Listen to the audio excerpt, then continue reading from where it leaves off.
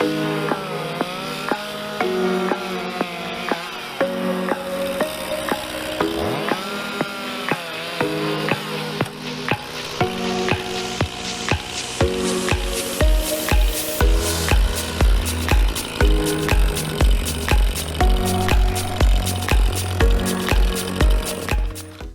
if anybody really knows me, they know how happy I am that I got my chainsaw running again. God, I love this thing.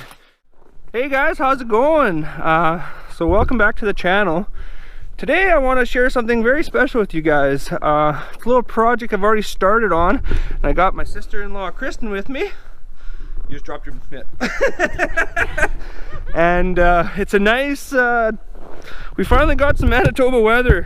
Today is about minus 26 and I think minus 30 something with the wind chill, so she's cold. I forgot my winter jacket at home, so yeah, we're gonna have to make ourselves a fire. But basically where I'm at is Allie's parents' property. They have a half-acre lot out in Traverse Bay, and basically we got free reign to kind of do what we want with it. So been working a little bit at it. We're starting to clear it out so we can come out camping here. Bring the family and have a nice little place to get away from the city. So I'll bring you guys into the property. Today we're just gonna be dropping a couple big trees. We don't have any leaves on the trees right now, so it's really the best time of year to do it. I'm also want to try out my chainsaw, because if you guys have been following me on Instagram, kind of had a catastrophic failure and I kind of jimmy rigged it back together. I'll post a couple pictures right here.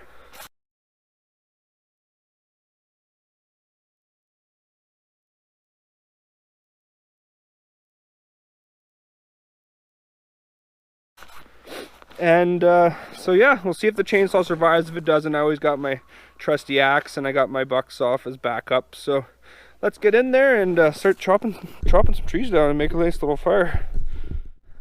So today, like I was telling Kristen, we're building ourselves an upside down fire.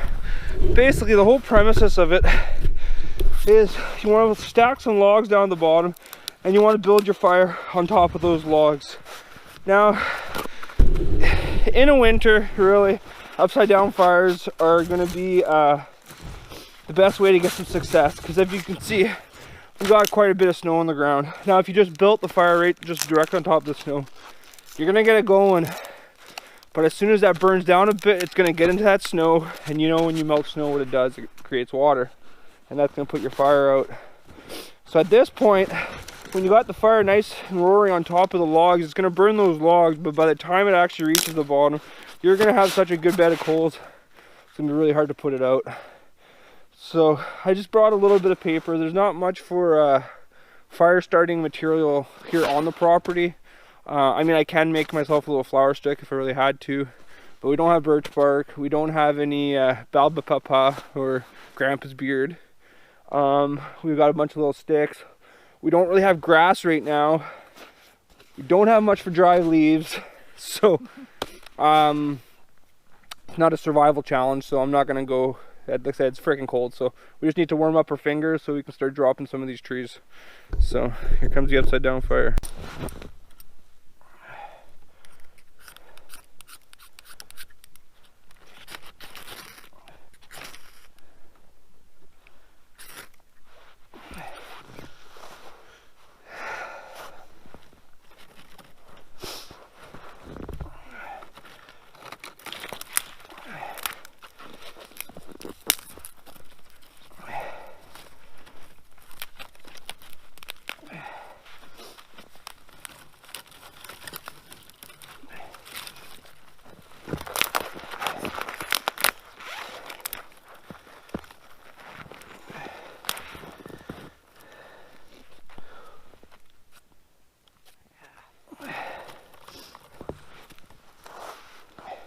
And you know, fires are hard enough to start in the winter in the best of days.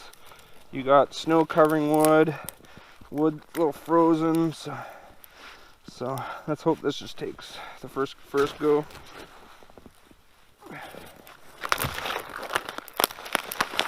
Found some pretty dry wood, but like I said, fires don't always take the best in the winter.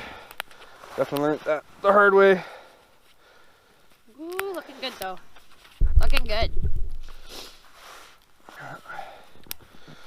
Well, I think we got her. Woo! Got more. So, coming closer. So basically, I'm gonna be taking down this one right here. She's dry, so we're gonna use that as our firewood for today. But this one I'm gonna take down with my axe. First thing you want to do anytime you fell any kind of tree is you want to get rid of all this debris around, because basically if it starts falling in a direction you don't want it to be falling, you want to be able to get out of the way as fast as possible, and you don't want to have any obstructions, because, well, we all know trees can kill you. So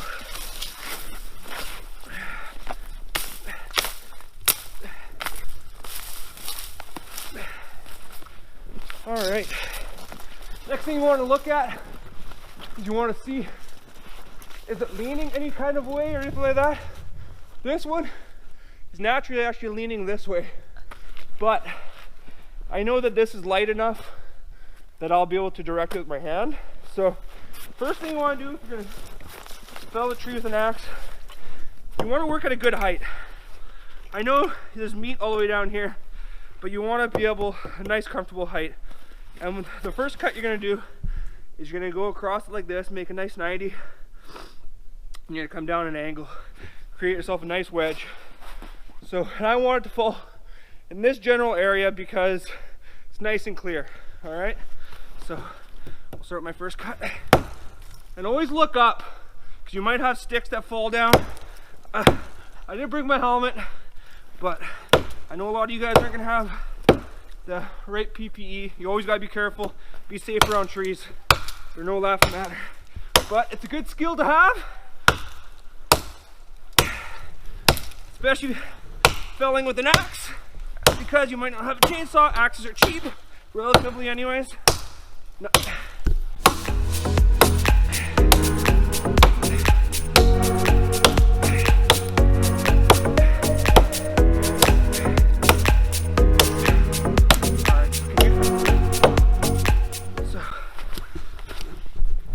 Close because the GoPro doesn't really zoom too. So basically you'll see here I got my nice 90 right here, I got my nice wedge.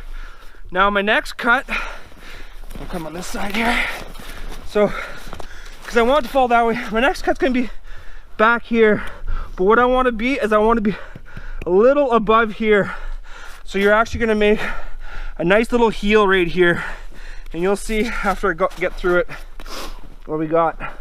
So I'm actually gonna clean this up just a little bit.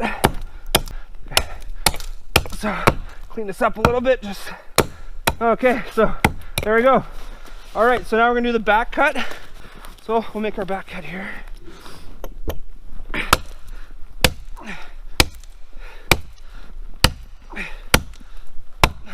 And always check, make sure you're cutting where you want to be cutting. It's not a race.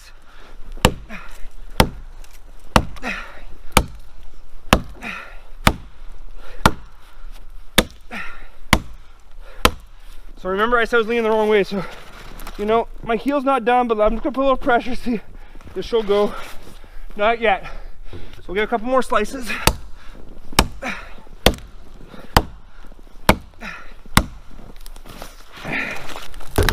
you go. Timber! Come here. So you'll see here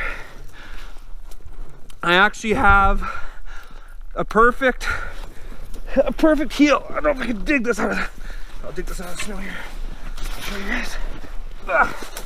So you can see that's your perfect heel. Something like that, nice hinge. You won't really worry too much about this tree falling back on you.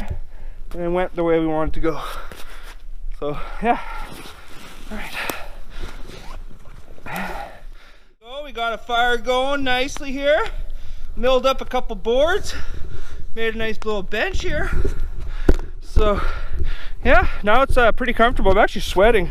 You wouldn't think when it's this damn cold out to be sweating so much, but Doesn't take long when you're actually doing work.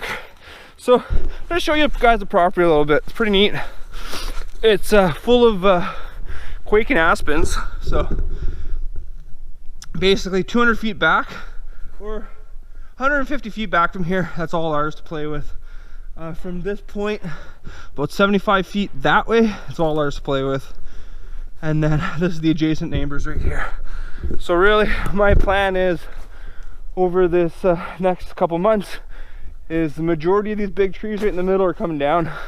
So my original plan was to try to cut down as many or as little big trees as possible because one, they're beautiful, they offer some shade. But the middle we're gonna have to because basically I want to be able to come in with the camper, turn it around. We're gonna keep a lot of forested area on the site so we can make some nice tent pads right in the trees. We're gonna have some place to run around. All this little brush stuff, we're gonna get out, even in the majority. So, you know, we could run around, Olivia can have a good time. I wanna build a fort out here. I wanna build a little survival shelter. I'm gonna be spending a lot of time out here. We're about an hour and just over an hour to get out here. So in the grand scheme of living in Manitoba, that's pretty damn close. So this tree I'm going to take it out with my saw. See, I made myself a nice wedge here. It's about a third of the way through, about a third to half. Now I'm going to start my my back cut, but I'm going to be dropping down with wedges because really it's the safest way to safely drop a tree. I'm going to put you guys here a little safer.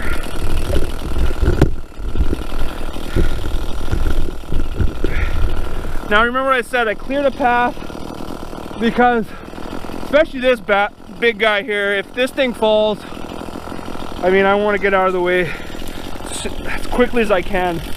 So I'm hoping you guys are gonna have a nice view of the action right here. Basically, I'm aiming for this area right in here.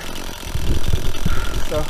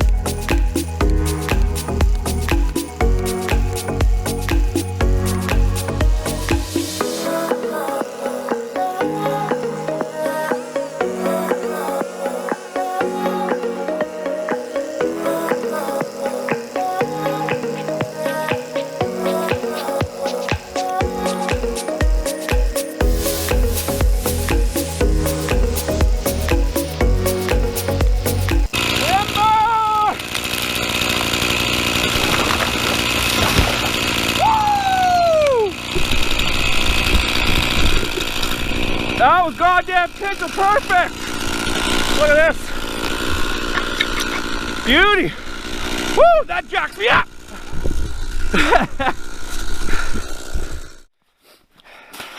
So like I mentioned it before, tree felling is really dangerous, guys, so you really gotta be cautious. Back in BC, I definitely had a scary moment where a tree fell back on me, almost got me. I didn't have a whole lot of experience. I was full of piss and vinegar and thought I could just do it. After that, I honestly watched close to 60 hours of chainsaw training videos just so that would never happen again. I mean, before that time, I wasn't even dropping trees with using wedges, right? Now I always use wedges, especially on the big, like the small stuff's not a big deal. You can usually push that over, but like a big tree like this, I'll crush you in a matter of seconds. And you definitely want it to fall the way you want it to go. It's way easier to control a tree with falling it with wedges than just falling it hoping gravity's going to take over. I'm not saying that you can't, because you definitely can, but I've found, and just from all the training videos I've watched, is that it's just way safer. You just can control your situation way more. I probably have a good 20-ish good sized trees I got to fell here. So, you know, I'm not a professional faller or anything like that. So you got to take all the precautions that you can. And if you're not comfortable with it, don't do it. I mean, don't do it just to say that you're going to do it, because, you know, little mistakes can kill you. Got a nice fire going. I don't even need to be by the fire. I'm so damn sweaty right now. And so yeah, time to take down a couple more trees. And yeah, I'm gonna end it right there. I just want to show you guys the property. We'll keep you guys posted. I mean, this is gonna be a big project, and I want you guys to be along for the journey as this area progresses, because this is gonna be a little area we can play. We're actually really close to Lake Winnipeg here. It's not that far at all, so we'll definitely be spending some time fishing out here. I do some ice fishing. The fishing's kind of slowed down right now, so I'm going to focus some time out here. And really, if I can get this up and running, then we're pretty good. There's a nice forested area that way from here, which I went into last weekend and noticed there's a pile of deer tracks. I actually found an area where I'm going to put a stand. We're going to come out here and hunt this year. So yeah, a lot of great things happening. 2021 is a new year, new possibilities, and let's hope for a good one, guys. Thanks again for joining along. And if you're liking this content, don't forget to like and hit the subscription button. The more views, the more subscription I get, the better it is for me. All right, guys.